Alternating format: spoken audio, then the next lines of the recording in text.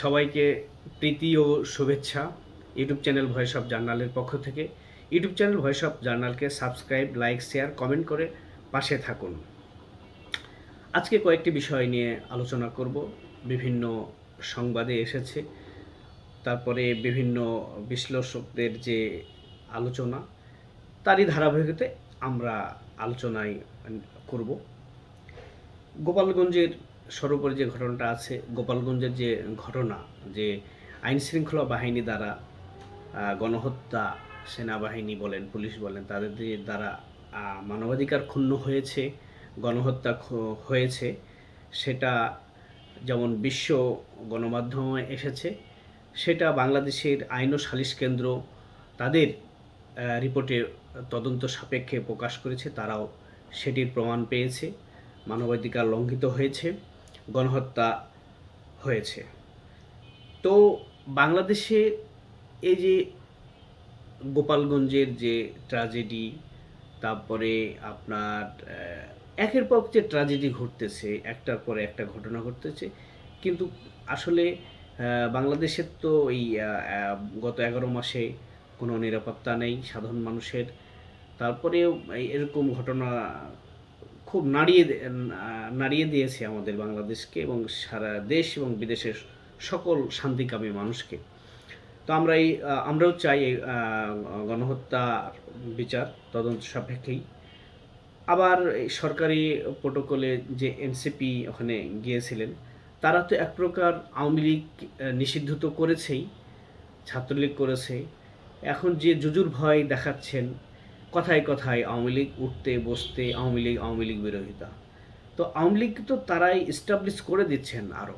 আওয়ামী লীগ যে আছে, কোটি কোটি কর্মী সমর্থক আছে আওয়ামী লীগের, যে আমরা যদি কম করে ধরিও তারপরেও 35% কর্মী সমর্থক আছেন, ভোটার আছেন।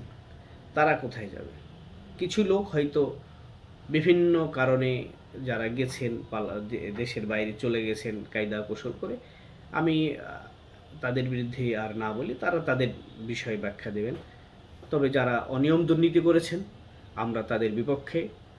তাদেরও বিচার অবশ্যই স্বাধীনভাবেই, নিরপেক্ষভাবে তাদের বিচার করা উচিত, এটা মনে করিনি। আর এই যে এনসিপি, কথায় কথায় এনসিপির নেতৃবৃন্দ সবসময় তারা আওয়ামী লীগকে মানে প্রতিপক্ষ বানিয়েই কথাবার্তা বলছে। নাহিদ ইসলাম, সাজ্জিদ আলম, হাসনাত আবদুল্লাহ, তারা কিন্তু আসলে কোন দিকে হাঁটছেন এরা কেউ বুঝতে পারছে না, এবং তাদের পিছনে কারা আছে এটা কিন্তু এখন প্রকাশ্য, দিবালোকের মধ্যে প্রকাশ্য। তারা এখন অন্যদিকে হাসছে। তারপরেই আমরা দেখলাম যে গতকালকে ফ্যাসিজমের গবেষণা ইনস্টিটিউট, যে আমাদের বঙ্গবন্ধু এমন বাংলাদেশ আওয়ামী লীগের কার্যালয় আছে, তো আওয়ামী লীগ চলে যাওয়ার পরেই বা আওয়ামী লীগের কার্যক্রম নিষিদ্ধ হওয়ার পরেই ওইখানে তারা কার্যালয়টিকে ভাঙচুর, লুটতরাজ সব কিছু করার পরে ওখানে মানে একটা টয়লেটের মতো অবস্থা প্রসব করতে। এখন ওরাই আবার পরিষ্কার করছেন এখানে ফ্যাসিজম ইনস্টিটিউট করা হবে। মানে কি অবস্থা! মানে এখন ফ্যাসিজমের তদন্ত হবে না গবেষণা হবে, এরকম একটা ইনস্টিটিউট করবে। তো এই নিয়ে আবার আওয়ামী লীগ, যুবলীগ, ছাত্রলীগ নেতাকর্মীর সাথে ধস্তাধস্তি হয়েছে এবং একজনকে মানে মারপিটের অবস্থায় একটা ঘটনা ঘটেছে। এখন আপনার যে আগস্ট মাস, জুলাই আগস্ট মাস কিন্তু বাংলাদেশ আওয়ামী লীগের। এখানে আমাদের lieutenant colonel professor doctor Kalimullah sir বলেছেন, জানিবাবের প্রতিষ্ঠাতা ও রোকেয়া বিশ্ববিদ্যালয়ের সাবেক ভাইস চ্যান্সেলর, তিনি বিভিন্ন আলোচনায় বলছেন যে আগামী আগস্টেই একটা সরকার পরিবর্তনের আভাস আছে, এবং এই আগস্টের প্রথম দিকেই ডক্টর ইউনূস সাহেব ঘোষণা দেবেন, নির্বাচনের তফসিল দেবেন, দিয়ে তারপরে একটা পিঠ বাঁচানোর চেষ্টা হবে, আদৌ ভোট হবে কি না। তারপরে আবার আওয়ামী লীগ যদি জেঁকে বসে আগস্টে, জাতীয় শোক মাস আওয়ামী লীগের জন্যে, 15 আগস্ট বঙ্গবন্ধু সহ সপরিবারের নিহতের দিন, সেই কেন্দ্র করে, মাসকে কেন্দ্র করে তারা যদি বিভিন্ন কর্মসূচির মাধ্যমে করে, বিভিন্ন কর্মসূচি বাস্তবায়ন করতে পারে ভালোভাবে, তখন একটা আলাদা দিকে যাবে। আর এই আগস্ট মাসে অনেক কিছু পরিবর্তন হয়ে যেতে পারে, নতুন করে আবার আমরা যেটা কলিমুল্লাহ স্যারের কথাই বলতে পারি যে রাষ্ট্রপতির অধীনেই একটা সরকার আসতে পারে, আর্মি ব্যাক সরকার আসতে পারে। তো স্যার হয়তো স্যারের উপলব্ধি, গবেষণা, বিশ্লেষণের মাধ্যমে উনি বলেছেন। তবে আমাদেরও ধারণা হতেও পারে, এটা সময় সাপেক্ষে, টাইম উইলসে, সময় বলে দেবে কি হবে। তবে যে কোনো নিষিদ্ধের প্রতি মানুষ আকৃষ্ট হয়।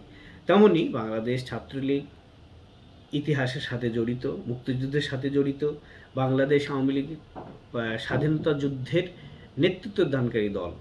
তো এই দলকে মুছে আদৌ কী হবে, এবং এই একটা মানে এত পার্সেন্ট, মানে বাংলাদেশ 35 যদি ধরি আমরা কমসে কম, এই এত পার্সেন্ট 18 কোটির বাংলাদেশে 35%-এর ভোটার, কর্মী সমর্থক, তাদেরকে বাদ দিয়ে যদি ভোট হয়, সেটাও কি আবার 14 সালের ইলেকশনের মতো হবে না?